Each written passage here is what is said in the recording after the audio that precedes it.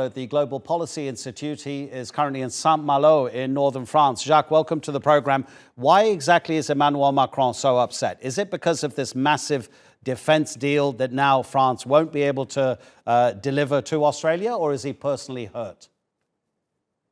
It's both, because it's especially the way this massive deal, as you put it, has been abandoned without any warning on the part of the Australian. That's why they say it was really a stab in the back. They didn't expect it. The financial cost in itself will be very little. This contract is worth 56 billion euros, but it was only in its early stages, and the losses to France after compensation will amount maybe to a few billion euros, but not that much.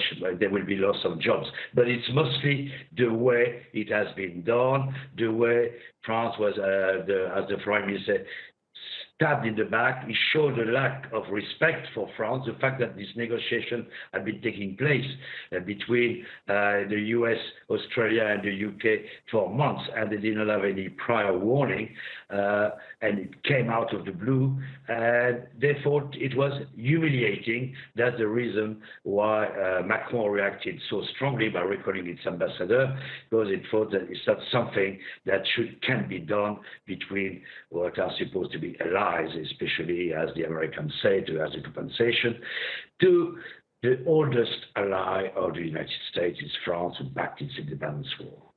Jacques, you remember in the first face-to-face meeting between Emmanuel Macron and President Joe Biden, Macron had his arm around Biden saying America is back, and there was a feeling that at least the European allies of the United States were very happy to see the new president in the White House. And then the accusations from all over Europe that the Americans had withdrawn from Afghanistan without consulting enough with their European allies. And now you have this.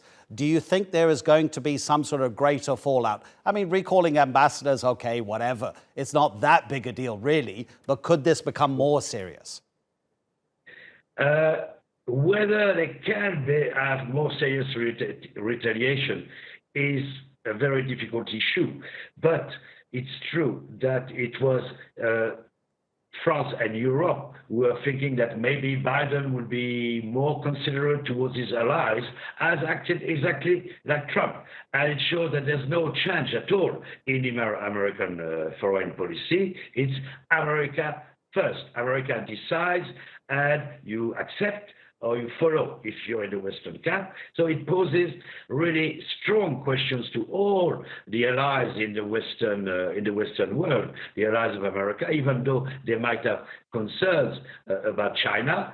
They don't necessarily want what America is doing. Is say, you're with us or you're against us, in a way. It's the same. It's always the same tradition. So it's a reminder that America acts in its own interest only, and what consequences will the Europeans take from that?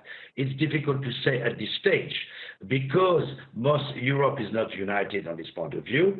Many countries in Europe are still thinking that America is their best protector, and therefore will not want to upset America. The main point is in Europe, China, it's the attitude toward China of Germany and France.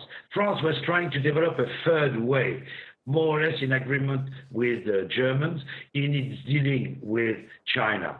France has a presence in this part of the world. There's 9 million square meters French territory in the South Pacific, in Tahiti and New Caledonia. And France has been kind of weaving a diplomatic web in the area, making agreements with Australia and India, where they're selling planes to India, in order to try to be a player in that part of the world. And now they've been reminded that there's only one player who wants to play, who wants to rule the show in that part of the world in its relations with China, and it's America. The problem for Germany will be Germany has also a fairly more conciliatory approach to China, because Germany has great economic interest in China. and that's, at the end of 2020, Germany was pushing for a free trade agreement with China, which was strongly criticized by America, and actually was not adopted yet by the European Union. So what can they do now? That's the big question. Wait and see what America offers in terms of compensation. But in the long term, it seems that America is really hell-bent on a strong confrontation with China, and will expect its followers in Europe and elsewhere to back it. But France was trying to develop, and Europe were trying to develop a certain kind of strategic and military autonomy, and it's been a kick in the face at this stage, yes. Jacques, really appreciate your time. Thank you so much indeed. Jacques Reland speaking to us from France. Pleasure.